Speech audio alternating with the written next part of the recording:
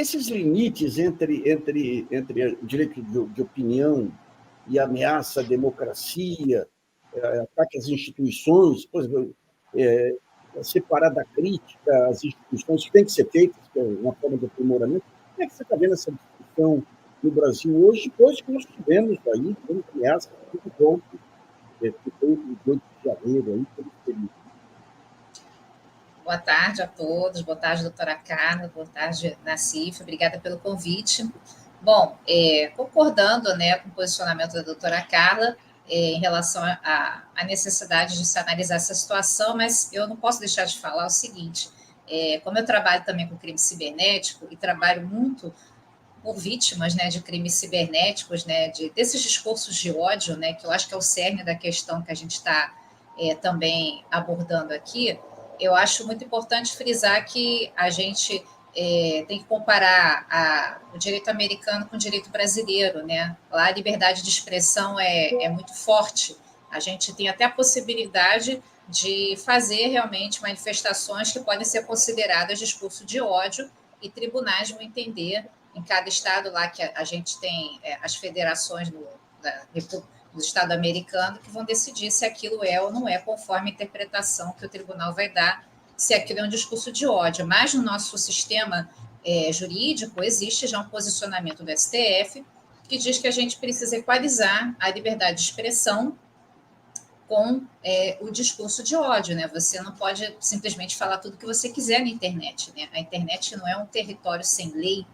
Então, em algum momento, as redes sociais, infelizmente, iam ser instrumento desses discursos, porque as redes, no caso, são geridas por pessoas. Essas redes, elas utilizam até um conceito que o Nassif, por ser jornalista, sabe disso melhor do que eu, vão utilizar o poder informacional, né, para poder moldar comportamentos, e vão fazer isso de que forma nessa era que a gente vive, né? Através dos algoritmos que vão manipular informações que há interesse em compartilhamento ou não, conforme for, né, o direcionamento que esse dono dessa rede social vai querer dar ou não. Então, a gente tem um algoritmo que vai ser, teoricamente, monitorado através de tagueamento de palavras, né, que é das palavras que vão estar ali sendo identificadas pela rede como discurso de ódio ou não. Mas será que esse tagueamento é eficiente? Será que o que está sendo dito realmente está sendo monitorado, considerado discurso de ódio?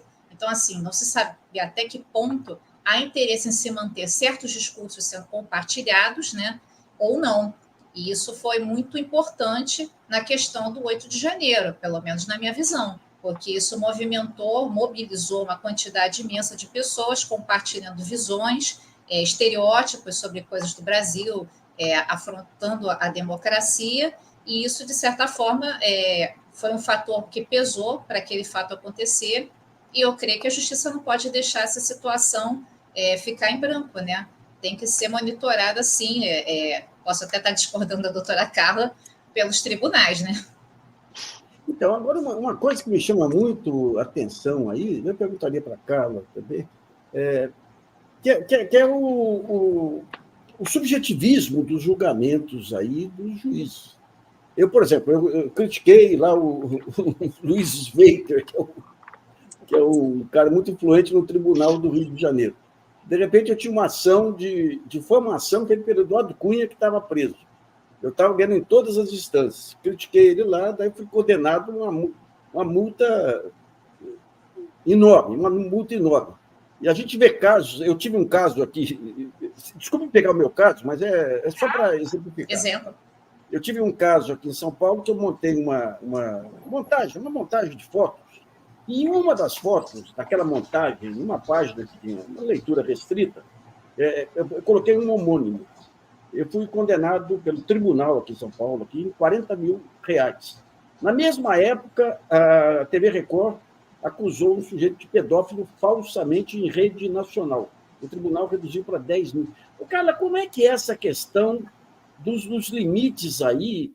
Primeiro, o não reconhecimento do direito de resposta como uma alternativa, e depois, digamos, desse subjetivismo que pode quebrar uma empresa, quebrar um blog, quebrar uma pessoa física, ou pode não dar nada também. Como é que essa métrica aí das condenações? Bom, Nassif, eu vou até discordar um pouquinho da minha colega aqui, a doutora Cláudia, porque eu entendo que as coisas devem ser colocadas de uma outra maneira, né? Por exemplo, isso que aconteceu com você, que você estava relatando, o Nassif, né, ele estava relatando a respeito dessa subjetividade. Talvez eu tenha que indagar algumas questões para você, por exemplo, quem foi que processou você? De onde partiu essa acusação? Houve uma vítima propriamente que pediu a instauração de um inquérito ou noticiou um crime que se tornou uma ação penal e, consequentemente, houve uma indenização? Ou ainda que não tenha havido uma ação penal, que tenha havido uma ação civil, que gerou, portanto, essa indenização por danos morais, no caso, e tudo mais? Então, esse é um ponto importante, porque o que a gente está vendo, e mais uma vez aqui, é muito importante deixar sedimentado, porque eu tenho um ótimo relacionamento com os ministros, mas, de fato, eu não posso me calar diante de algumas questões que dizem respeito à minha opinião, né? E não somente opinião, não é uma opinião pessoal, é uma opinião lastreada no direito, né? Então, em relação à questão da subjetividade, em termos de aplicação da penalidade imposta, que você disse que você teve uma imposição de R$40 mil e outro pedófilo que foi acusado injustamente, né, como um homônimo, teve uma penalidade de R$10 mil, infelizmente, a gente sofre muito isso no Brasil. Né, essa questão da paridade ou essa questão relacionada aos valores mínimos e máximos que pode, essa métrica, né, é uma métrica que, na verdade, a jurisprudência ainda não se posicionou. Né, então, ou pelo menos eu desconheço, né, até porque a minha matéria é criminal, mas eu acompanho bastante a área civil e que eu saiba realmente não tem uma métrica. Eles podem tanto, a única métrica que tem, por exemplo, que eu sei, é imposição em salários mínimos, tem um máximo, de repente, que pode haver a imposição, e em relação a honorários advocatícios, que o próprio Código de Processo Civil já se manifesta a respeito. Afora isso, nós não temos uma determinação legal para que haja imposição de métrica em relação a valores que serão, obviamente, objetos de condenação de pessoas que praticam crimes. Então, aqui, recapitulando e até levando em consideração o que a Cláudia, aqui, minha colega, falou, eu particularmente acho que não podemos ter censura. Né? O que nós temos que ter, antes de mais nada, e não digo que é fácil, e nem estou aqui colocando uma pá de cal nessa situação, acho que tudo isso tem que ser muito discutido, mas nós temos um grande problema na prática relacionado a crimes digitais, cybercrimes, ou seja, cybercrimes, situações realmente que é um volume absurdo, né? E, consequentemente, as autoridades competentes elas também não conseguem dar conta a respeito de tudo isso. Mas o que me chama a atenção em relação a algumas plataformas, que elas, ao aceitarem um usuário, elas não se responsabilizam pelas informações constantes daqueles usuários. Por exemplo, se eu pegar o meu documento ou abrir ou participar do Facebook ou de alguma outra plataforma e que não seja inquirido a mim os meus documentos que comprovem que eu realmente sou, isso muitas vezes acontece. E o que a Constituição Federal fala é o seguinte: a Constituição tem a livre manifestação do pensamento. Isso está tanto no artigo 5º, inciso 4 da Constituição Federal, como também no artigo 220 da Constituição Federal. Entretanto, no artigo 5º há uma vedação. Qual é a vedação? A vedação é no sentido de que é vedado, portanto, não pode haver o anonimato. Então, eu entendo que essa questão de ter censor, que, como você mesmo falou, Nassif, acaba havendo uma avaliação muito subjetiva, que vai ficar a critério daquele que está fazendo censor, ou seja, para mim aquilo é ódio, para o outro não é ódio, embora o que é crime em qualquer lugar. O que é crime numa praça, é crime na rua, é crime na internet. O ponto é, quem foi que praticou esse crime? O ponto é, de onde partiu essa criminalidade que atingiu um determinado número de pessoas e que essas pessoas, sejam elas buscando uma tutela jurisdicional, um amparo jurisdicional por conta própria, ou seja, pelo Ministério Público, tomando ciência, porque tem que ser oficiado, ele tem que tomar ciência do que ocorreu mediante uma notícia, né? Aí sim ele vai pedir uma autorização judicial. Essa autorização judicial vai ter que estar lastreada de acordo com a lei, para que possa, então, ser instada, possam ser procuradas as plataformas, para que prestem, portanto, as informações relacionadas ao que se está buscando. Então, assim, tentando resumir, o que eu estou tentando dizer aqui?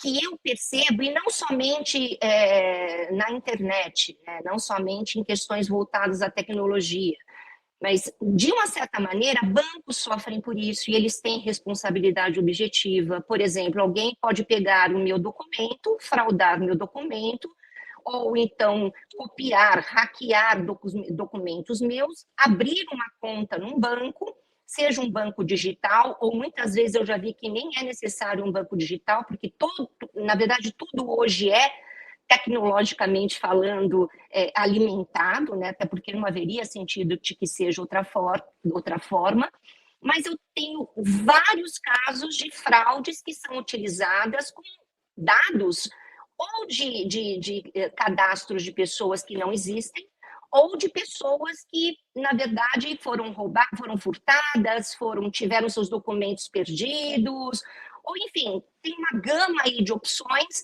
e essas opções acabam fazendo com que os bancos não tomem as devidas precauções, e uma vez que não tomam as devidas precauções, ele acaba, sim, sendo responsabilizado do ponto de vista civil de maneira objetiva. Então, voltando só para a gente tentar concluir, e já obviamente concluindo, eu entendo que a questão não é a consequência, a questão é a prevenção, né? Porque o volume é imensurável, a gente não consegue detectar o número de fraudes que ocorrem na rede, não somente no Brasil, mas no mundo. A gente está falando de bilhões, de trilhões. Então, isso é humanamente impossível, você ter um sensor, seja por inteligência artificial, como a doutora Cláudia falou, a respeito de buscar por palavras, né, e algoritmos, porque isso acaba, na verdade, transferindo para uma determinada pessoa, um grupo de pessoas, ou uma entidade, uma instituição, um juízo de valor para dizer o que é e o que não é. E isso acaba tendo uma arbitrariedade, uma possibilidade de arbitrariedade que fere direitos indisponíveis. Então, acho que a gente tem que refletir muito em relação a esse tema. Eu acho que a gente tem duas visões relevantes